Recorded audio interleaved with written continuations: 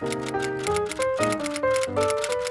guys, welcome back to my channel. Today I'm going to be filming a book haul of the books that I've accumulated recently. I think this is from 4 different occasions, so it's a bit of a collective book haul. It's not like the most insane book haul ever, but I'm trying to not buy too many, not make my physical TBR too long, because I say this all the time, but I just don't like a long physical TBR. I don't really like it going over 10. It is at 10 at the minute, I think. I went to Waterstones in London, the Piccadilly one, which is the biggest bookshop in Europe, so I did a little bit of shopping there. The first book that I picked up is The Prison Healer by Lynette Noni.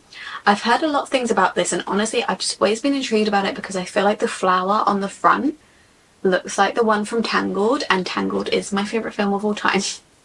So that is basically the reason that I picked this up. But I've also heard mixed reviews about this one. It's really bad because I'm always going around the bookshop and I'm like, but that's on Kindle Unlimited, and if it's on Kindle Unlimited I'm not gonna buy it.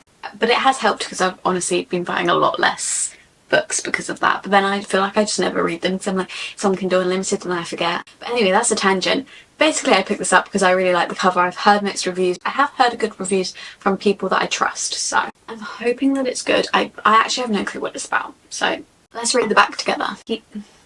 I love when I just start reading the back and I just can't even pronounce the name. Kiva Meriden is a survivor. After 10 years of working as a healer in the notorious death prison Zalendorf, she has only one goal: stay alive. But then the rebel queen arrives at the prison on death's door, and Kiva receives a message: don't let her die, we're coming. When the queen is sentenced to a series of impossible elemental challenges, Kiva is to take her place. If she succeeds, both she and the queen will be granted their freedom, but no one has ever survived.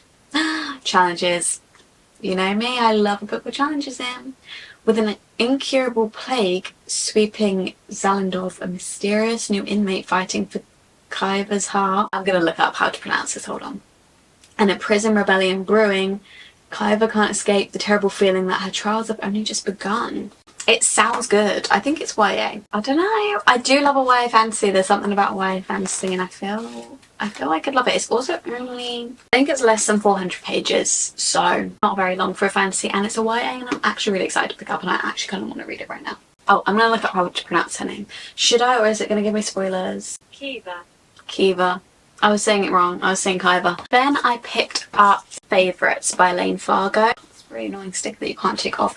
Why is it bright green as well? It just doesn't even go with the cover. I believe it is about 2. I always look at the back of hardcovers and obviously the blurb isn't on the back of them. I believe this one is about 2 figure skaters. It says, until the Olympic Games, as the world holds its breath, a shocking incident instantly destroys their partnership. So it's like a bit of a doomed love story, and about figure skating, and I assume like one of them has like an accident and can't figure skate anymore. No, it just sounds really good. It says part Wuthering Heights and part Daisy Jones and the Six. That sounds amazing. I'm very excited to read it. I've heard a lot of good reviews. I also love the cover and the inside. Skates on it. Yeah, I've actually not heard any bad reviews of this book, so I'm expecting good things. I think this is the last book I picked up that day, and this is Atmosphere by Taylor Jenkins Reid. I've been anticipating this read so much. I love Taylor Jenkins Reid, but I specifically enjoy her celebrity series, which is Malibu Rising, Daisy Jones and Six, Seven Husbands of Evelyn Hugo, and Carrie Soto is back. But that series is now finished and she's come out with her first book since that series. Astrophysics professor Joan Goodwin begins training to be an astronaut at Houston's Johnson Space Center alongside an exceptional group of fellow candidates. I think there's a bit of a love story. It is Taylor Jenkins Reid's at her best, transporting readers to iconic times and places, creating complex protagonists and telling a passionate and soaring love story about the transformative power of love. This time among the stars. See, I love space, so I'm very excited to read this, and I'm also concerned about the fact that it says a love story on it. I'm like, have you put a love story on it because maybe just from a publishing point of view, like it maybe doesn't look that romantic and you want to let people know like there's a little bit of a love story in it? Or is it saying like a love story because you're lying to me? Probably the latter. I love Taylor Jenkins Reid, and also this cover is like the most beautiful thing I've ever seen in my life. Might have to try and face it out on my bookshelf somehow. I literally have no room left on my bookshelf, but for now. She's on my TBR cart. Okay, and then I went to a little small local bookstore near me. I picked up Frederick Bachman's new book. I was gonna pick this up in the Waterstones, but I was like, I've already got 2 hardbacks, and hardbacks are expensive. I'm not actually someone who really hates hardbacks. I don't mind reading a hardback.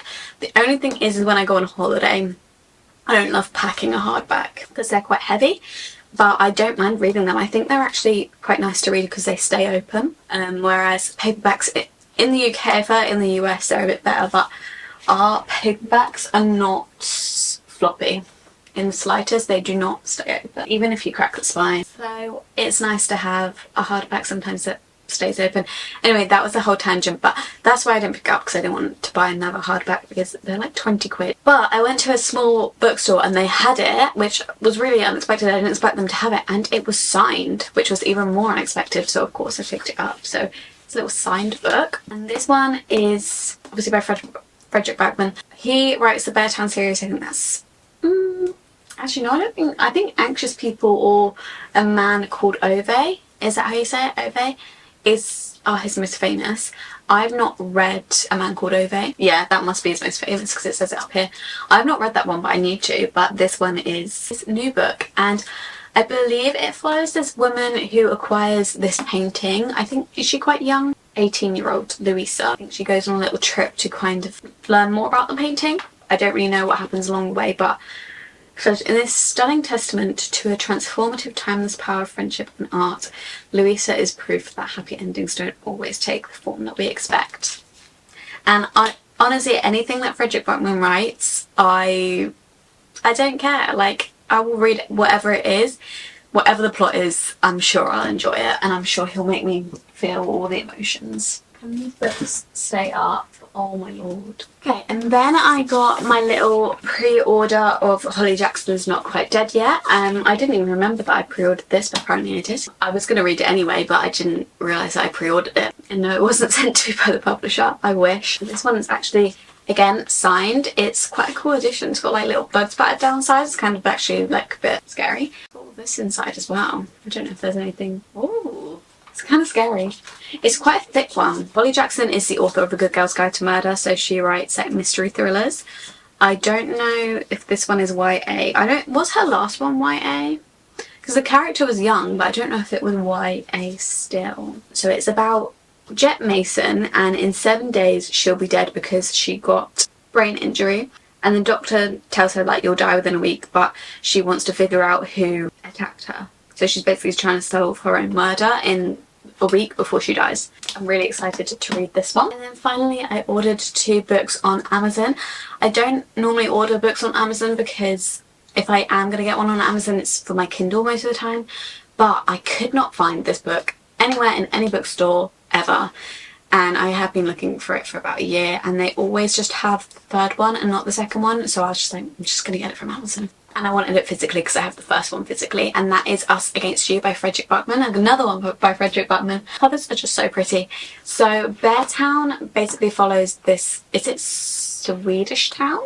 I think, and it's just very quaint. Like the only thing going for it is their hockey team, and then something happens with one of the players of that hockey team, basically divides the town between whether they think it's more important what this person from the hockey team did, or whether it's more important that this hockey team wins. Sounds not that interesting when I say it. I don't care about hockey or anything like that, but I promise you it is interesting. And this one says, can a broken town survive a second tragedy? Because I have been looking for it for a while, and I literally read Beartown over a year ago now. My camera's flashing, I'll hurry up. Beartown and Head are rival towns.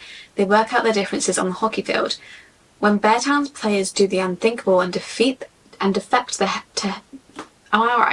When Beartown players do the unthinkable and defect to Head, it looks like Beartown has lost everything. Then a new team of misfits form, and the rivalry rises more than a notch. As the big game approaches, pranks become incidents, rivalries turn to vendettas. At the game's end, someone from Beartown will be dead. Frederick, he always does this. Stop it, Frederick. I don't want someone to die. And then finally, at the same time, this book really caught my eye because I was going to buy it in the bookshop the other day, and I was like, no, I don't need another book. And then when I was checking out on Amazon, I was like, okay, I'll buy it. I knew I wanted to film this book haul video, so I was like, I'll just get another book, and then I can put it in the book haul video, and then There'll be more books to show you. It literally doesn't make any sense, but that was the way I justified it to myself, and that is Remarkably Bright Creatures by Shelby Van Pelt. Described it perfectly at the top. It's that octopus book, and I can't tell you anything more than that. But it's basically the one with the talking octopus. I feel like everyone's probably heard of it by now, and I just really like the cover. I think it's so bright and fun. I don't know what this is about, really, other than octopus talks. After Tova Sullivan's husband dies, she began working the night cleaning shift at Sewell Bay Aquarium. Keeping busy has helped her cope for over 30 years, ever since her son Eric mysteriously vanished on a boat. One night she meets Marcellus, a giant Pacific octopus living at the aquarium who sees everything but wouldn't dream of lifting one of his 8 arms for his human captors, until he forms a remarkable friendship with Tova. Ever the detective, Marcellus deduces what happened the night Tova's son disappeared, and now he must use every trick his old body can muster to unearth the truth for her before it's too late. I don't know. Sounds interesting, and really I just really love the cover. Yeah, my TBR was looking bare, and so I did a little bit of damage, but what can you do? I'm really excited to read all these books. So like, not one of these books do I think I'm gonna like struggle to find the motivation to pick up. I'm really excited for all of them. If you've read any of them, please comment down below and tell me. I would be so interested to know what you thought of any of them. I don't think I really need much convincing to pick any of them up. I'm really excited for all of them, but if you can convince me to pick any of these up, please do. Yeah, give this video a thumbs up if you enjoyed it. You can subscribe down below and turn the notification bell on. You'll be notified every time I upload, which is every single Sunday, and they're always book related videos, so if you're interested in that, then please subscribe. And you can follow my social medias at _libraryofeden on both TikTok and Instagram, and that's also both completely book related. And I'll see you in my next video very soon. Bye.